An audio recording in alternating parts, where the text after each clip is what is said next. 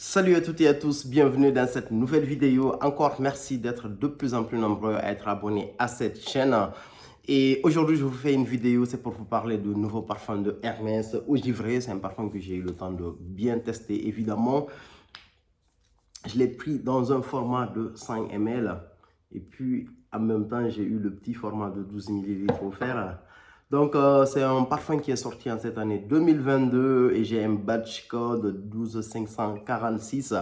On va s'arrêter rapidement sur l'aspect esthétique de la bouteille. La fidélité en fait avec Hermès, la bouteille, elle est vraiment super belle. Moi, j'aime bien en fait cet aspect un tout petit peu givré derrière.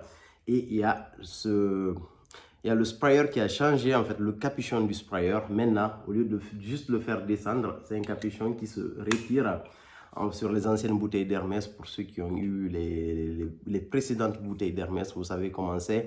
Moi, Terre d'Hermès, c'est un parfum que j'ai vraiment beaucoup aimé. J'ai eu toutes les déclinaisons possibles de ce parfum. J'en ai même renouvelé plusieurs. Le parfum en lui-même, je pense que je l'ai avoir renouvelé 3 ou 4 fois. Mais toutes les déclinaisons du parfum, je les ai eues. J'ai adoré ce parfum. À un moment donné, en fait, ma dernière bouteille, je ne l'ai pas renouvelée.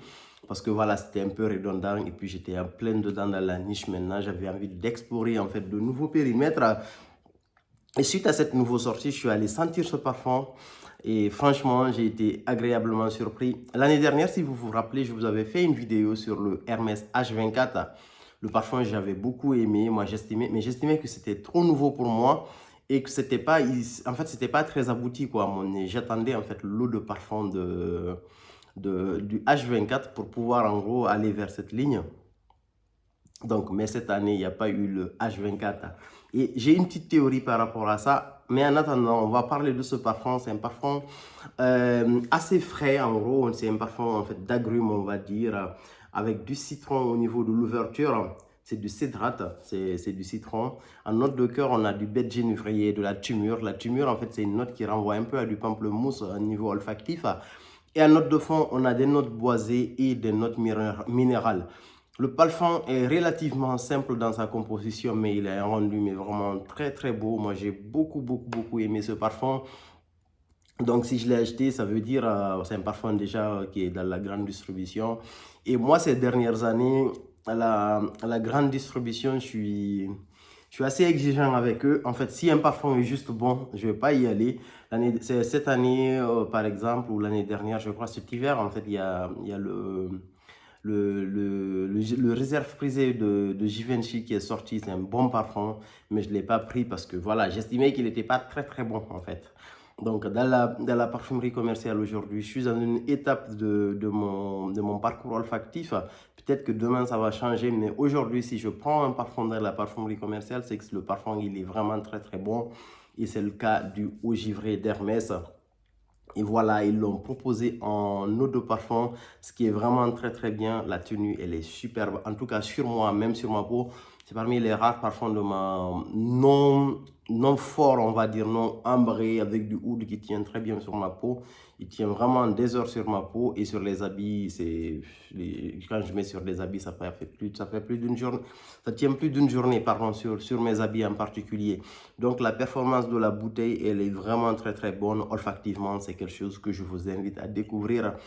Et ne vous arrêtez pas, surtout au niveau de l'ouverture de ce parfum, parce que c'est un parfum qui a vraiment beaucoup de choses à donner dans plein d'aspects.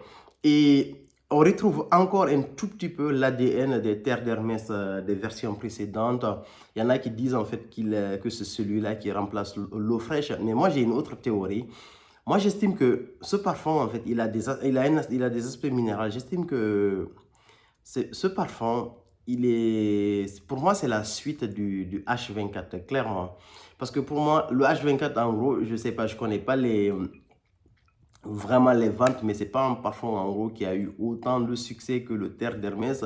Donc, je pense que c'est une déclinaison en fait du H24 qu'ils ont sorti de laboratoire et puis ils ont capitalisé en fait sur la marque, sur le label Terre d'Hermès pour pouvoir mieux vendre ce parfum. En tout cas, c'est ma théorie. De toute façon, c'est le même nez derrière le parfum. C'est Christine Nagel, pardon, qui a fait et le H24 d'Hermès et le Terre d'Hermès au givré. Mais clairement, je pense que c'est parmi les nombreux essais, ils sont tombés sur quelque chose de super bon. Et sur ils ont lancé le H24, peut-être que ça n'a pas donné autant. Et puis voilà, peut-être qu'ils ont ressorti ça ou ils l'ont un peu amélioré. En gardant l'ADN du verre et le H24, pour moi, c'est une sorte de combinaison entre eau fraîche de terre d'Hermès et, comment on appelle ça, et le H24 d'Hermès, quoi. Et c'est vraiment un combo qui est très, très beau. Moi, personnellement, je l'adore. Et en termes de layering avec les parfums frais, franchement, ça match avec beaucoup de parfums. Moi, en ce moment, je ne l'utilise pas tout seul. Je l'utilise avec un parfum de ma collection qui n'a pas autant d'intensité. C'est le Note du Colonia 5 de la maison Acqua di Parma. C'est le parfum de... C'est un très grand parfum et personnellement, en ce moment, quand je mets le Hermès H24, je rajoute quelques sprays de celui-là parce qu'ils ont à peu près, ils ont des notes qui sont similaires. Dans le H24, on a de la bergamote, du citron et du poivre rose en ouverture. On a du gingembre, du genévrier, du bois de cèdre en note de fond et du bois de santal. Donc du coup, il y a pas mal de notes communes entre ces deux parfums. Donc c'est quelque chose qui matche très très bien. Au niveau des notes et même au niveau du rendu, c'est juste génial. Le parfum, il est très très beau. Je pense qu'en ces moments de forte chaleur, c'est ce type de parfum dont on a plus besoin. C'est frais, c'est léger. Il y a quand même en fait une certaine puissance et une certaine intensité malgré cette légèreté. Et c'est un oxymore de dire ça. Mais c'est un parfum quand même qui va vraiment vous faire beaucoup de bien en fait cet été et surtout en ces périodes de forte chaleur. Personnellement, je vous le recommande vivement. Moi, je l'ai essayé et puis voilà. Merci beaucoup. À plus pour de nouvelles vidéos.